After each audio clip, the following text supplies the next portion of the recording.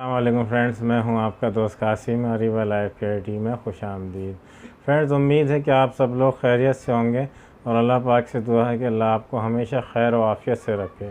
Friends, आज हम बात करेंगे जल्दी अमराज यानी स्किन डिजीज़ के हवाले से और एक होम्योपैथिक मेडिसिन बताएंगे।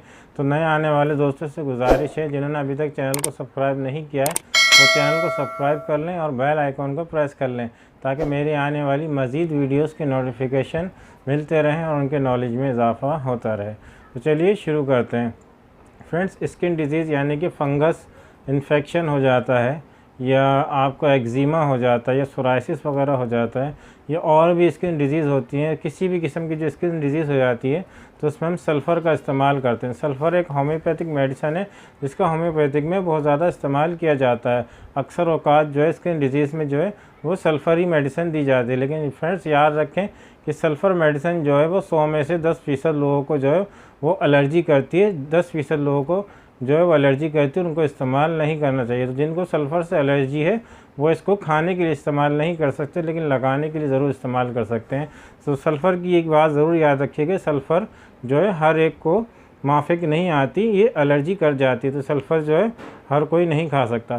तो चलिए बात करते हैं कि सल्फ़र का इस्तेमाल किन किन बीमारियों में होता है। तो फ्रेंड्स, अक्सर लोगों के फंगस हो जाते हैं।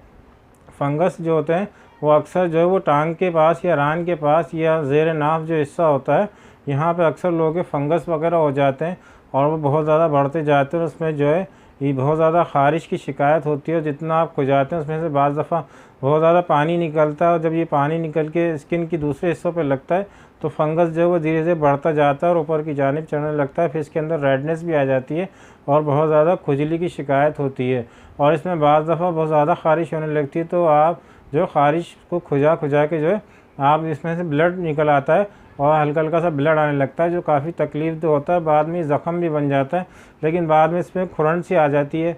जब वो खुरन आ जाती है फिर आपको इसमें ख़ारिश की शिकायत होती है। तो फ्रेंड्स, फंगस जो है वो इतनी आसानी से ठीक नहीं होते, लेकिन आप इसमें सल्फ़र का इस्तेमाल करेंगे तो बहुत ही होम्योपैथिक मेडिसिन है सल्फ़र, इससे बहुत जल्दी आपको 10 से 15 दिनों में रिलीफ़ मिल जाएगा। फ्रेंड्स, अगर किसी को एक्जिमा हो जाता है तो एक्जिमा में सल्फ़र मेडिसिन बहुत अच्छे से वर्क करती है, बहुत इफेक्टिव मेडिसिन है। फ्रेंड्स, एक्जिमा अक्सर लोगों के जॉइंट के पास होता है, जो हाथ के जॉइंट्स होते हैं या पैरों के जॉइंट्स होते हैं, अक्सर एक्जिमा जो होता है वो इन जगहों पर होता है।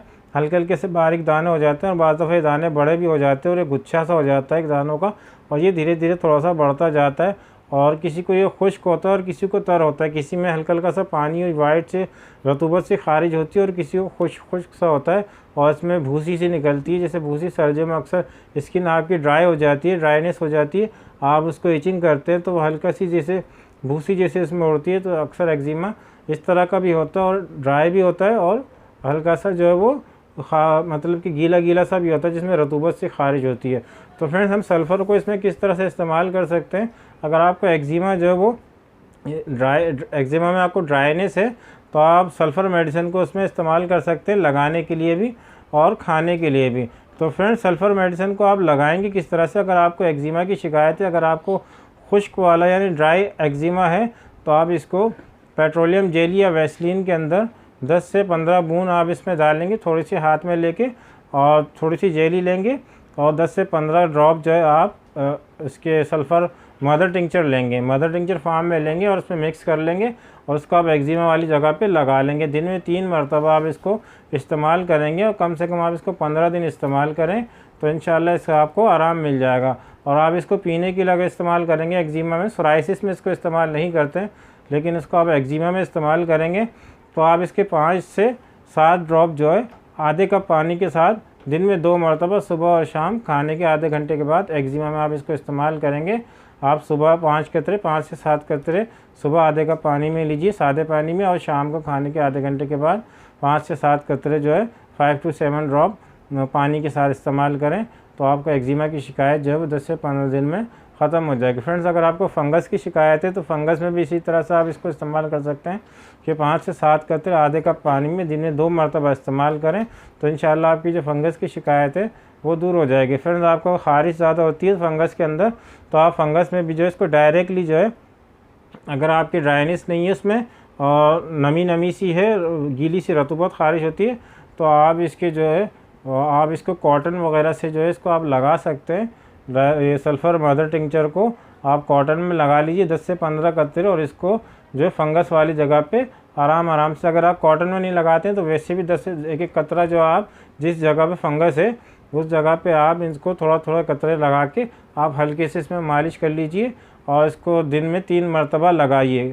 पीने के लिए आप इसको सिर्फ 2 मरतबा इस्तेमाल करेंगे, याद रखिए।